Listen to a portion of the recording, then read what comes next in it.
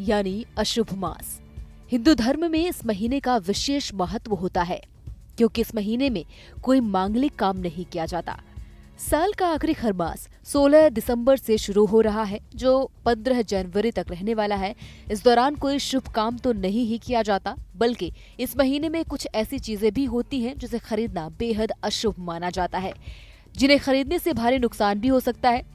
ज्योतिषी की माने तो खरमास में सोने चांदी के गहने खरीदने से परहेज करना चाहिए। अगर आप इस महीने में आभूषण खरीदते हैं तो माँ लक्ष्मी नाराज हो सकती हैं, और अगर माँ लक्ष्मी नाराज हुई तो फिर आपके घर से उन्हें जाते देर नहीं लगेगी। खरमास में गुरु की स्थिति कमजोर होती है और इसीलिए इस दौरान वाहन खरीदने से भी बचना चाहिए। अगर आप इस महीने में वाहन खरीदते हैं तो परेशानियों का सामना करना पड़ सकता है।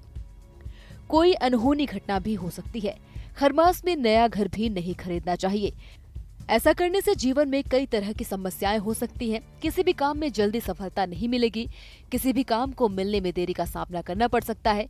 खरमास में नए कपड़े खरीदने से बचना चाहिए। इस महीने में ग्रह अच्छा परिणाम नहीं देते, जिसकी वजह से कपड़ा खरीदना अशुभ माना जाता है। खरमास के महीने में कारोबार भी शुरू नहीं करना चाहिए। अगर आपने इस महीने में कारोबार शुरू किया तो आपको भारी नुकसान का सामना करना पड़ सकता है। हालांकि इस महीने में किए गए कुछ उपाय आपके बुरे दिन को अच्छे में भी बदल सकते हैं।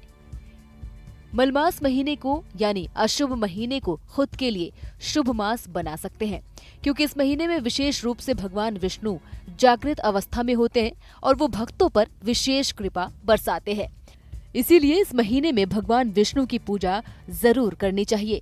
ऐसी मान्यता है कि इस वक्त पूजा पाठ करने से व्यक्ति को सुख समृद्धि की प्राप्ति भी हो सकती है।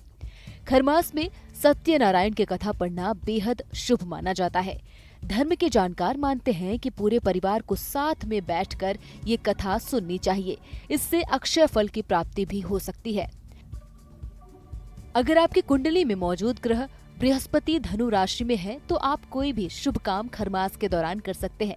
इससे आपको अपार सफलता मिलती है। इसके साथ इस महीने में तुलसी पूजा का भी विशेष महत्व है। खरमास के दौरान तुलसी जी की पूजा करें। खरमास के पूरे माह में तुलसी जी को नियमित जल देने से लाभ हो सकता है।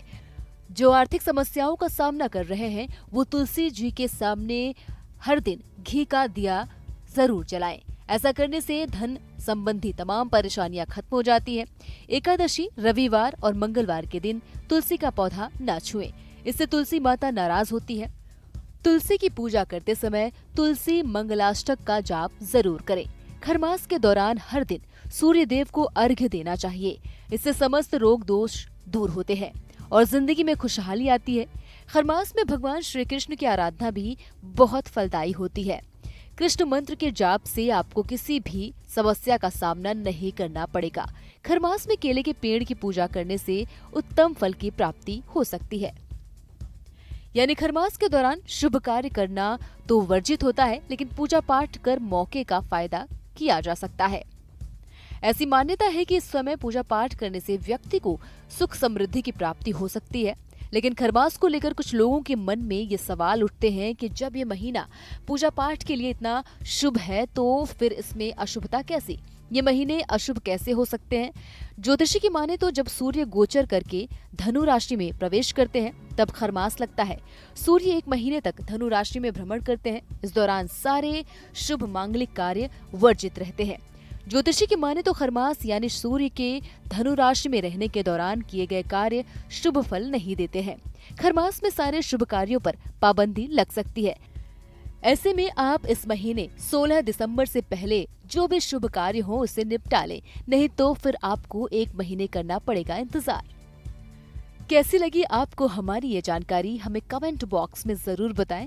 बाकी धर्म कर्म से जुड़ी तमाम जानकारियों के लिए सब्सक्राइब कीजिए हमारा डिजिटल चैनल और देखते रहिए न्यूज नेशन स्तुति।